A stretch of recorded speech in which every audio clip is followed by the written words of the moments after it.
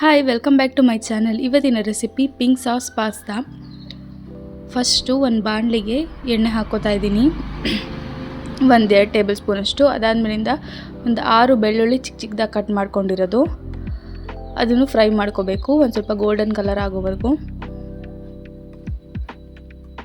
ಇದೆಲ್ಲ golden colour ಆದಮೇಲಿಂದ 2 ಈರುಳ್ಳಿ ಚಿಕ್ಕದಾಗಿ ಕಟ್ ಮಾಡ್ಕೊಂಡಿರೋದು ಹಾಕೋತಾ ಇದ್ದೀನಿ. ಚಿಕ್ಕ ಚಿಕ್ಕ ಈರುಳ್ಳಿ ತೊಗೊಂಡಿದ್ದೀನಿ.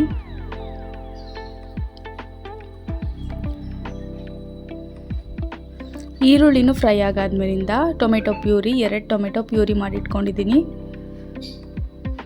ಅದನ್ನು ಸೇರಿಸ್ಕೊಂಡು ಅದು ಹಸಿ ಸ್ಮೆಲ್ಲೆಲ್ಲ ಹೋಗಿ ಎಣ್ಣೆ ಬಿಡೋವರೆಗೂ ಹಾಗೆ ಕುದಿಯಕ್ಕೆ ಬಿಟ್ಬಿಡೋಣ.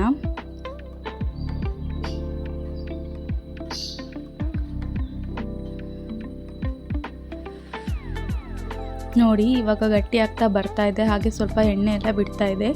ಈಗ ಇದಕ್ಕೆ ಚಿಲ್ಲಿ ಪೌಡರ್, ಚಿಲ್ಲಿ ಫ್ಲೇಕ್ಸ್, ಹಾಗೆ ಪೆಪ್ಪರ್ ಪೌಡರ್ ಎಲ್ಲ 1 ಟೀ ಸ್ಪೂನಷ್ಟು, ಹಾಗೆ ಆರೆಗಿನೋ ಇದಿಷ್ಟನ್ನು ಹಾಕಿ, ಹಾಗೆ 1 ಟೇಬಲ್ ಸ್ಪೂನಷ್ಟು ಟೊಮೆಟೊ ಕೆಚಪ್ಪು ಹಾಕಿ ಮಿಕ್ಸ್ ಮಾಡ್ಕೊತಾ ಇದ್ದೀನಿ ನಾನಿಲ್ಲಿ. ಆ ಖಾರದ್ದು ಹಸಿ ಸ್ಮೆಲ್ಲೆಲ್ಲ ಹೋಗಬೇಕು, ಅಲ್ಲಿವರೆಗೂ ಫ್ರೈ ಮಾಡಿಕೊಂಡು ಆಮೇಲೆ ನಿಮ್ಗೆ ಇಷ್ಟ ಬಂದಿರೋ ತರಕಾರಿ ಅಂದರೆ ಕ್ಯಾಪ್ಸಿಕಮ್ಮು, ಬೇಬಿ ಕಾರ್ನು, ಇಲ್ಲಿ ಕಾರ್ನು ಮತ್ತು ಕ್ಯಾಪ್ಸಿಕಮ್ ಮಾತ್ರ ಹಾಕ್ಕೊಂಡಿದ್ದೀನಿ. ಎಲ್ಲ ಕಲರ್ ಕ್ಯಾಪ್ಸಿಕಮ್ ಕೂಡ ಹಾಕೋಬಹುದು. ಸ್ವಲ್ಪ ನೀರು ಸೇರಿಸ್ಕೊಂಡು ಇದನ್ನು ಗಟ್ಟಿಯಾಗೋವರೆಗೂ ಚೆನ್ನಾಗಿ ಕುದಿಯೋಕ್ಕೆ ಬಿಡಬೇಕು. ಸ್ವಲ್ಪ ಬೇಯಬೇಕು ಬೇಬಿ ಕಾರ್ನ್ ಹಾಗೆ ಕ್ಯಾಪ್ಸಿಕಮ್ ಎರಡೂ ಚೆನ್ನಾಗಿ ಕುದಿಲಿ. ಇವಾಗ ಇದೆಲ್ಲ ಫಸ್ಟ್ ಟೈಮ್ ನನ್ನ ಚಾನಲ್ನ ನೋಡ್ತಾ ಇದ್ದರೆ ಪ್ಲೀಸ್ ಸಬ್ಸ್ಕ್ರೈಬ್ ಮಾಡಿ. ಈಗ ಒಂದು ಸ್ವಲ್ಪ ಉಪ್ಪನ್ನು ಹಾಕ್ಕೊಂಡಿದ್ದೀನಿ, ಹಾಕಿ ಅದನ್ನು ಚೆನ್ನಾಗಿ ಕುದಿಯೋಕ್ಕೆ ಬಿಟ್ಟಿದ್ದೀನಿ. ಈಗ ಇದೆಲ್ಲ ಕುದ್ದಿ ಗಟ್ಟಿ ಆಗ್ತಾ ಇದೆ ನೋಡಿ. ಈಗ ಗಟ್ಟಿ ಆಗಿದೆ.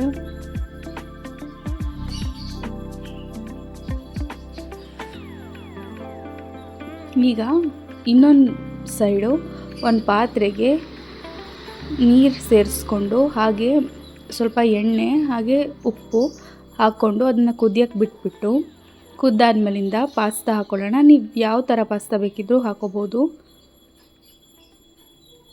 ನಾನಿಲ್ಲಿ 3 ಕಪ್ಪಷ್ಟು ಪಾಸ್ತಾ ತೊಗೊಂಡಿದ್ದೆ. ಇದು ಮುಕ್ಕಾಲು ಬೆಂದಿರಬೇಕು ನೋಡಿ, ಇಷ್ಟು. ಈಗ ಇನ್ನೊಂದು ಪಾತ್ರೆಗೆ ಒಂದು ಸ್ವಲ್ಪ ಎಣ್ಣೆ ಹಾಗೆ ಒಂದು 2 ಟೇಬಲ್ ಸ್ಪೂನಷ್ಟು ಬೆಣ್ಣೆ ಹಾಕ್ಕೊಂಡಿದ್ದೀನಿ. ಎಣ್ಣೆ ಯಾಕೆ ಹಾಕ್ಕೊಂಡಿದ್ದೀನಿ ಅಂತಂದರೆ ಬೆಣ್ಣೆ ಎಲ್ಲ ಸೀದೋಗಬಾರ್ದು ಅಥವಾ ಬ್ರೌನ್ ಆಗಬಾರ್ದು ಅನ್ನೋ ಕಾರಣಕ್ಕೋಸ್ಕರ. ಈಗ ಇದೆಲ್ಲ ಮೆಲ್ಟ್ ಆದಮೇಲಿಂದ 3 ಟೇಬಲ್ ಸ್ಪೂನಷ್ಟು ನಾನು ಮೈದಾ ಹಾಕ್ಕೊಂಡಿದ್ದೀನಿ. ಅದೆಲ್ಲ ಚೆನ್ನಾಗಿ ಸ್ಮೆಲ್ ಬರಬೇಕು, ಅಂದರೆ ಸ್ವಲ್ಪ ಬೆಂದಿರೋ ಥರ ಸ್ಮೆಲ್ ಬರಬೇಕು, ಹಸಿ ಸ್ಮೆಲ್ ಎಲ್ಲ ಇರಬಾರ್ದು.